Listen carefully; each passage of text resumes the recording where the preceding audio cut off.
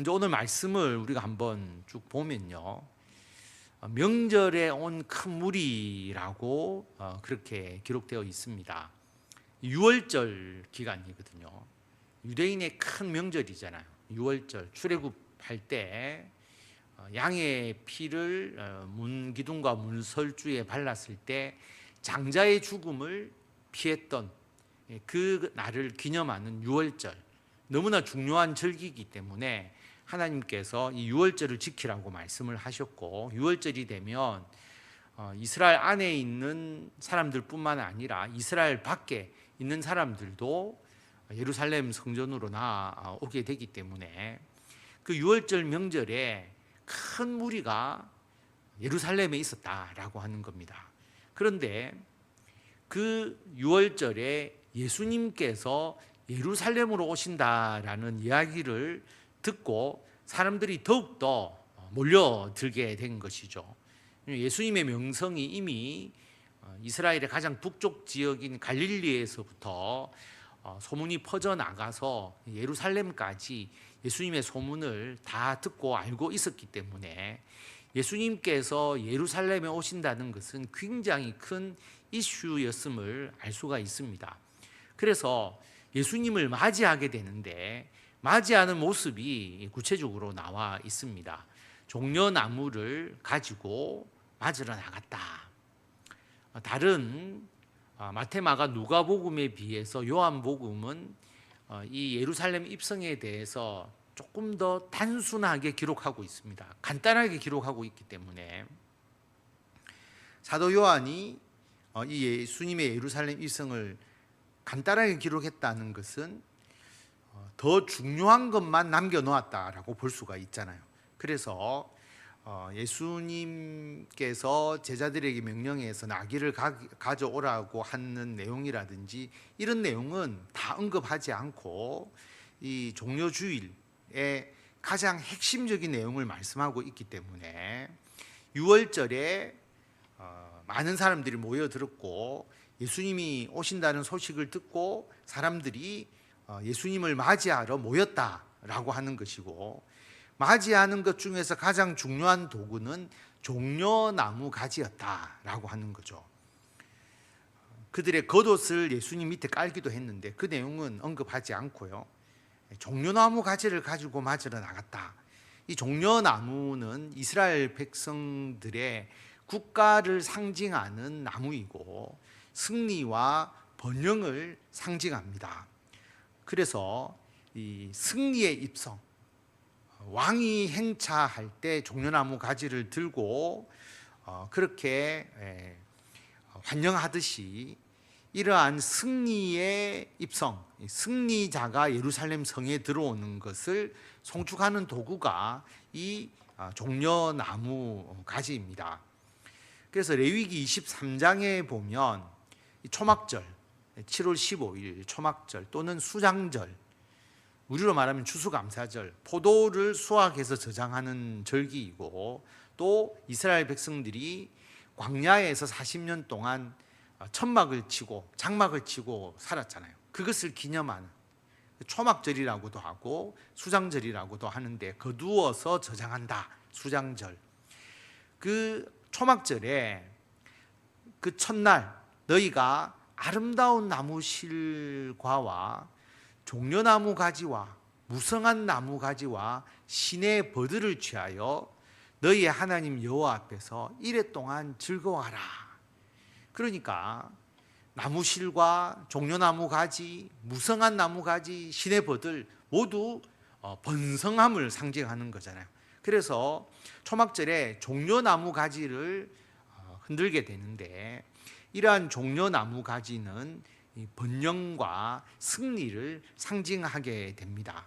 그래서 군중들이 종려나무 가지를 가지고 예수님을 맞이하러 갔다. 승리자로 오시는 예수님, 마치 개선 장군과 같이, 그래서 왕의 행차와 같이, 그래서 그들을 맞이하는 이 종려나무 가지처럼 예수님을 그러한 승리자로서 예수님을 맞이하기 위해서 종려나무를 가지고 예수님을 맞이하러 갔습니다. 뿐만 아니라 외쳤는데 외침이 일종의 찬송이거든요. 뭐라고 외쳤느냐 하면 첫 번째는 호산나입니다. 호산나의 뜻은 이제 구원하소서라고 하는 뜻이거든요. 원래는 히브리어로 호시아나라고 하는 건데 이것을 그 당시에 쓰던 그리스어, 헬라어라고 하죠. 헬라어로 바꾸면 호산나가 됩니다. 그래서 이제 구원하소서, 우리가 기도하오니 구원하소서라고 하는 이 표현인데요. 호산나. 근데 이 호산나가 갑자기 나온 게 아니라 시편 118편 25절에 보면 이 구절이 나옵니다. 유대인들이 절기 때 아침마다 찬양하는 찬양곡이거든요. 시편 118편 25절에 보면 여호와여 구하옵나니 이제 구원하소서, 이제 구원하소서라고 하는 호시아나, 이게 홀라어로 호산나가 된 것이거든요. 여호와여 구하옵나니 이제 구원하소서, 여호와여 우리가 구하옵나니 이제 형통하게 하소서. 이 절기 때에 이러한 시편의 노래를 부르는 겁니다. 그런데 이 노래를 지금 예수님을 맞이하면서 이야기를 하는 것이거든요. 호산나, 이제 구원하소서. 뿐만 아니라 또 뭐라고 외쳤느냐 하면 찬송하리로다 주의 이름으로 오시는 이, 주님의 이름, 하나님의 이름으로 오시는 이라고 하는 것이거든요. 이것도 마찬가지로 아까 앞에서 본 우리 시편 그 말씀에 이어서 나옵니다. 앞에 25절을 받고 26절에 보면 여호와의 이름으로 오는 자가 복이 있으며 우리가 여호와의 집에서 너희를 축복하였도다. 여호와의 이름으로 오는 자가 복이 있다라고 말하는 것을 노래로서 이걸 이제 헬라어로 이제 바꾸어서 했을 때 뭐라고 이제 이야기할 수 있느냐 하면 호산나 찬송하리로다 주의 이름으로 오시는 이라고 이야기를 하는 거죠. 그래서 앞에 그 시편 118편은 유대인들이 절기 때 예루살렘을 향해서 가면서 다윗의 후손, 다윗의 혈통을 가진 왕이 우리를 구원해 줄 것이다, 그 왕이 나타나기를 바라는 마음으로 부르는 찬송이거든요. 주의 이름으로 오시는 이, 다윗 왕의 후손으로서 다윗 왕조를 회복할 자다, 그 왕을 소망하면서 이제 이 찬양을 불렀다라고 하는 것입니다.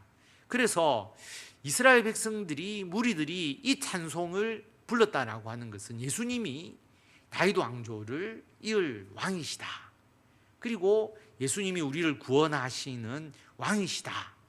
특별히 여기서는 주의 이름으로 오시는 이 곧 이스라엘의 왕이시여, 예수님을 주님의 이름으로 오시는 이스라엘의 왕이라고 그렇게 불렀다라고 하는 거죠. 이분이 누구냐 하면 이스라엘 백성들이 생각하던 메시아다라고 하는 것이죠. 메시아, 오리라고 한 메시아가 이 예수님이다라고 그렇게 찬송을 한 겁니다. 호산나, 이제 우리를 구원하십시오. 찬송하리로다 주의 이름으로 오시는 이, 하나님의 이름으로 오시는 이 이스라엘의 왕 메시아이시여라고 그렇게 노래하면서 찬양하면서 외치면서 종려나무 가지, 승리와 번영의 상징을 들고 마치 왕이나 개선장군이 행차하듯이 그 환호하면서 그를 맞이하고 있는 것입니다. 상상을 해보면 영화 같은 데 보면 말 여러 마리 이끄는 마차 또는 병거를 타고 완전 무장한 그 장군이 막 달려가고 주위에서 막 환호하는 모습이거나 아니면 아주 멋진 말을 타고 왕이 걸어가는 모습, 달려가는 모습이거나 아니면 굉장히 화수로운 마차를 타고 왕이 가는 백성들이 열광하는 그런 모습을 상상할 수가 있는데, 이런 환호 가운데 예수님은 어떻게 그 예루살렘으로 입성을 하셨느냐 하면, 예수님은 어린 나귀를 보고 타셨다. 제자들이 가지고 오는 이야기 다 생략하고 예수님은 어린 나귀를 타셨다라고 말씀합니다. 왜 예수님은 어린 나귀를 타셨느냐? 스가랴 9장 9절 말씀이죠. 이 예언의 말씀을 이루기 위한 것이었다. 기록된 바 스가랴 9장 9절을 인용합니다. 시온 딸아 두려워하지 말라. 보라 너희 왕이 나귀 새끼를 타고 오신다. 그것과 같더라 라고 하는 겁니다. 스가랴 9장 9절을 우리가 정확하게 한번 다시 보면요, 시온의 딸아 크게 기뻐할지어다. 시온의 딸이라는 것은 이스라엘 백성들을 말하는 것이거든요. 기뻐해라. 예루살렘의 딸아 즐거이 부를지어다. 다 이스라엘 백성들을 이야기하죠. 왜냐하면 보라 너의 왕이 너에게 임하신다. 왕이 임하신다는 겁니다. 그 왕은 공의로우신 분이시고 구원을 베푸시고 겸손하여서 나귀를 타시나니 나귀의 작은 것 곧 나귀 새끼이다라고 말합니다. 왕이 임하는데 왕이 겸손하여서 새끼 나귀를 타고 오시는 분이시다라고 스가랴 선지자는 예언을 했습니다. 이어서 10절에 보면 내가 에브라임의 병거와 예루살렘의 말을 끊겠고 전쟁하는 활도 끊으리니 그가 이방 사람에게 화평을 전할 것이요 그의 통치는 바다에서 바다까지 이르고 유브라데 강에서 땅끝까지 이르리라. 스가랴 선지자는 예수님, 다시 말하면 메시아로 오시는 분, 왕으로 오시는 분이 큰 전쟁에서의 승리나 또는 강력한 무기와 병거를 가지고 오시는 분이 아니라 이방 사람에게 화평을 전하는 분이시다. 겸손하신 분이시고 화평과 평화를 전하시는 메시아임을 예언하고 있습니다. 그렇기 때문에 이스라엘 왕이신 메시아가 예루살렘에 입성하시는데 그 메시아는 위용과 전쟁을 상징하는 군마를 타지 않는 거죠. 그 당시에 군마라고 하는 것, 요즘 말하면 최첨단 전차를 의미하는 것과 같지 않습니까? 또는 전투기와 같은 것이라고 볼 수가 있거든요. 그런 군마를 타지 않고 화평을 의미하는 나귀 새끼를 타시는 그러한 것입니다. 그러니까 이 군중들은 종려나무를 흔들고 그리고 우리를 구원하소서 왕으로 오시는 이라고 그렇게 외치면서 그 군중들은 메시아를 어떻게 기대했느냐 하면 다윗의 후손으로 오시는 왕, 그리고 자기들을 로마의 압제에서 해방시켜 줄 왕, 그리고 힘있고 권력 있는 왕, 그런 왕을 기대하면서 환호를 했는데 정작 구약의 스가랴 선지자를 통한 하나님의 말씀은 그런 왕이 아니라 겸손하여서 나귀 새끼를 타고 그리고 화평의 왕으로서 오시는 메시아임을 예언을 한 것이죠. 그런데 이 당시에는 그 메시아의 의미를 정확하게 이해하지 못한 것이죠. 하나님의 말씀을 이해하지 못하고 자기들의 기분과 그리고 자기들의 감정에 치우쳐져서 군중들이 메시아에 대해서 환호했음을 알 수가 있습니다. 그래서 처음에 제자들은 왜 예수님이 나귀 새끼를 타고 입성하시는지를 알지 못했습니다. 그런데 예수님께서 영광을 얻으신 후에야, 영광을 얻으셨다라고 하는 의미는 예수님의 십자가의 죽음을 말하는 것이거든요.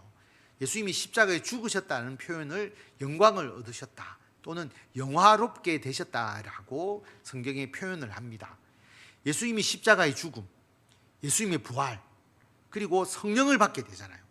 성령을 받은 후에 스가랴 9장 9절이 예수님께 대하여 기록된 것이구나, 이것을 알게 되었다라고 하는 것입니다. 유대인들과 제자들이 처음에는 예수님의 의도를 전혀 알지 못했습니다. 그런데 예수님의 십자가의 죽음과 부활 이후에 그들이 성령 받은 후에 이 예수님의 이 나귀 새끼를 타고 입성하시고 십자가에서의 그 죽음의 의미를 그들이 깨달았다라고 하는 거죠. 생각이 났다는 겁니다. 스스로 깨달은 게 아니라 성령께서 그들이 이것을 깨닫도록 해 주신 것이죠. 그래서 요한복음 14장에 보면 예수님께서 제자들에게 마지막으로 이 말씀을 하십니다. 내가 아직 너희와 함께 있어서 이 말을 너희에게 하였지만 보혜사 아버지께서 내 이름으로 보내실 성령이 오시면 그 성령께서 너희에게 모든 걸 가르쳐 주실 것이다. 내가 너희에게 말한 모든 것을 생각나게 하실 것이다. 지금은 이해가 안 되지만 성령이 오시면 하나님의 뜻을 알려주실 것이다 라고 말씀을 했는데, 그들이 나중에 예수님의 십자가의 죽음과 부활, 성령 받은 후에서야 이 나귀 새끼의 의미, 예수님의 예루살렘 입성의 의미를 깨닫게 된 것입니다. 오늘 이 말씀을 우리가 우리들의 삶에 적용을 한번 해본다면 어떻게 적용할 수 있을까? 세상 사람들, 예수 믿지 않는 사람들, 그리고 이 세상 사람들은 사람을 의지하기가 참 쉽죠. 우리는 하나님을 의지하지만 하나님 믿지 않는 사람은 의지할 게 없잖아요. 그러니까 당장 눈앞에 보이는 사람을 의지하게 됩니다. 사람을 의지하니까 자신의 행동이 사람에 따라서 휘둘리게 되는 거죠. 예를 들어서 정치하는 사람은 자신의 지지자들에게 휘둘리게 되는 겁니다. 오늘 이러한 본문의 말씀처럼 여러분, 수많은 6월절에 명절을 지키러 온 수많은 군중들이 거기서 어마어마하게 찬양하고 환호하면서 메시아이신 예수를 지지합니다. 엄청나게 찬송하면서 지지하잖아요. 마치 왕의 행차처럼. 그런데 그런 백성의 환호의 마음이 휩쓸리다 보면 내가 이 백성의 지지대로, 백성의 뜻에 따라서 내가 뭔가를 해야지 라고 하는 쪽으로 마음이 이끌릴 수가 있게 되는 거죠. 기분이 도취될 수가 있습니다. 그러다 보면 잘못된 길로 가게 된다라고 하는 것이죠.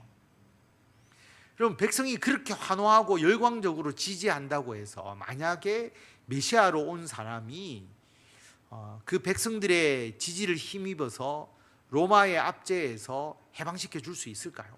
무력으로 로마를 이길 수 있을까요? 불가능하겠죠. 올바른 방법이 아니라고 하는 거죠.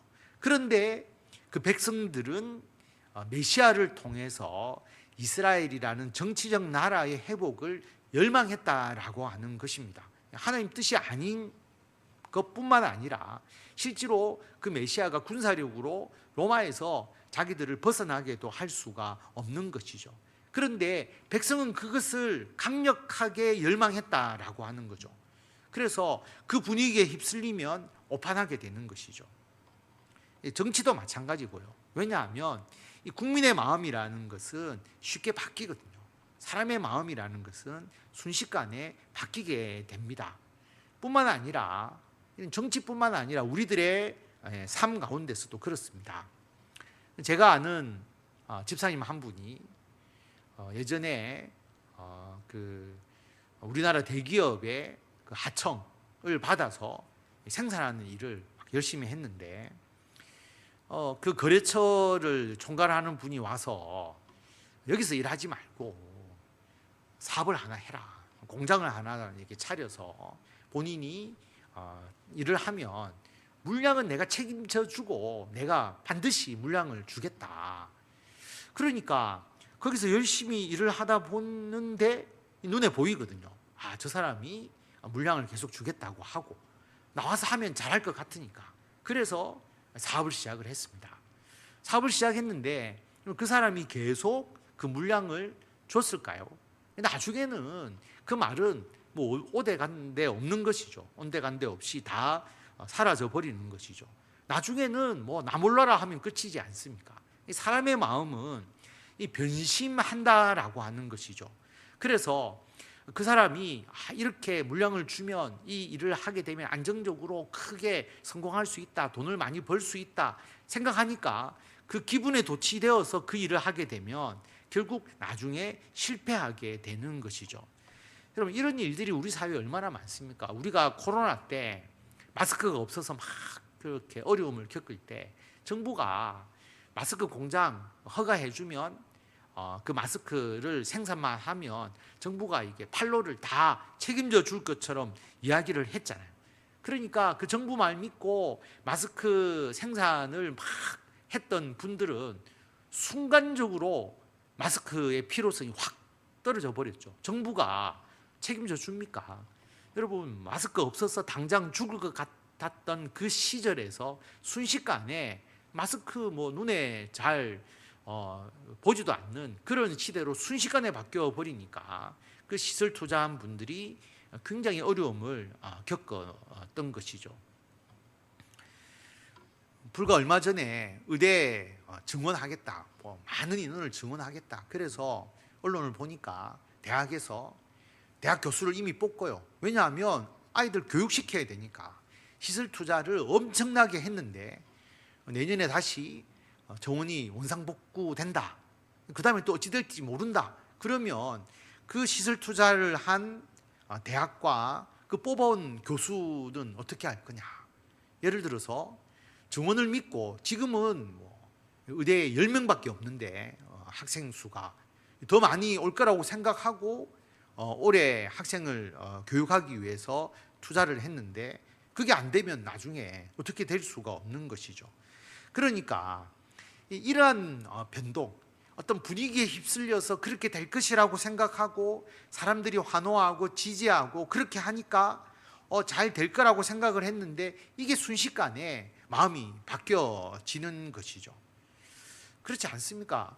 우리가 하루 한 집 건너서 탕후루 같은 거 없어서 지나가면 다 탕후루 집이 생기고, 저는 탕후루를 한 번도 안 먹어봤습니다. 안 먹어봤는데 인기를 끄니까 계속 탕후루 막 이렇게 다 하다가 어느 순간 사람들이 싹 유행이 사라지듯이 사라지니까 요즘은 거의 없어져 버렸다라고 하는 것이죠. 고객이 막 줄을 서가지고 굉장히 이 아이템이 잘 될 것 같았는데 사람의 마음이라는 게 쉽게 바뀌더라라고 하는 것이죠. 그래서 어떤 대중의 힘, 군중의 힘을 그 열정에 도취되어서 그 결과에 따라서 내가 성공할 것이다, 내가 높아질 것이다, 내가 부자가 될 것이다, 나는 국민을 믿고 정치를 한다, 나는 소비자를 믿고 이러한 사업을 한다. 그런데 실질적으로 그렇게 되지 않는 경우가 너무 많다라고 하는 거죠. 그럼 어떻게 해야 하느냐? 우리는 예수님의 길을 걷는 그리스도인이잖아요. 예수님처럼 항상 겸손한 자로서의 길을 걸어야 한다라고 하는 것이죠. 여러분, 그 군중들이 어마어마하게 몰려서 열성적으로 찬양하고 지지하고 열광하는데 예수님은 거기에 편성하지 않고 나귀 새끼를 타고 들어가십니다. 얼마나 볼품이 없겠어요. 나귀 새끼, 조그만 그 나귀 새끼를 타고 예수님이 뚜벅뚜벅 걸어가는 모습을 보면 실제로 어떻게 보면 멋도 없고 그리고 어떤 권위도 없고 그렇게 보이잖아요. 그런데 예수님은 어린 나귀 새끼를 타고 겸손하게 평화의 왕으로서 그 길을 걸어가셨다라고 하는 것입니다.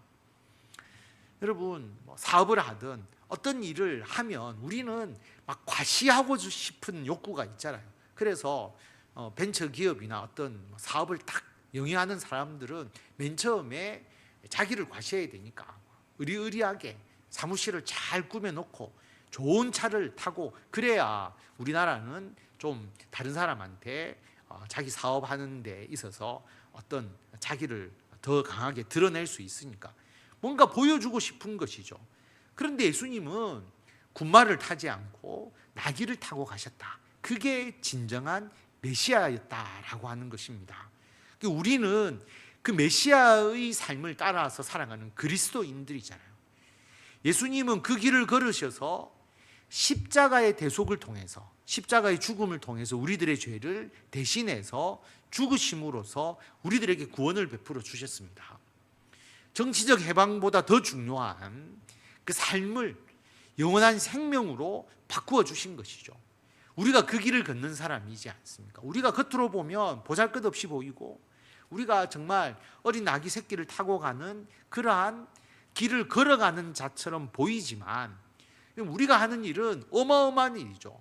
다른 사람을 구원하는 일이잖아요. 우리는 하나님의 나라를 위해서 일하잖아요. 우리들의 가정, 우리들의 직장과 사업, 우리가 교회에서 행하는 모든 일을 우리는 어떤 성공을 위해서 행하는 게 아니고 나를 과시하기 위해서 행하는 것이 아니라 그 일을 통해서 하나님의 영광을 나타내고 우리가 공의를 베풀고 그들에게 구원을 베풀고 그들에게 예수 그리스도의 선한 영향력을 끼치고 그들에게 유익이 되게 하기 위해서 우리가 하는 거잖아요.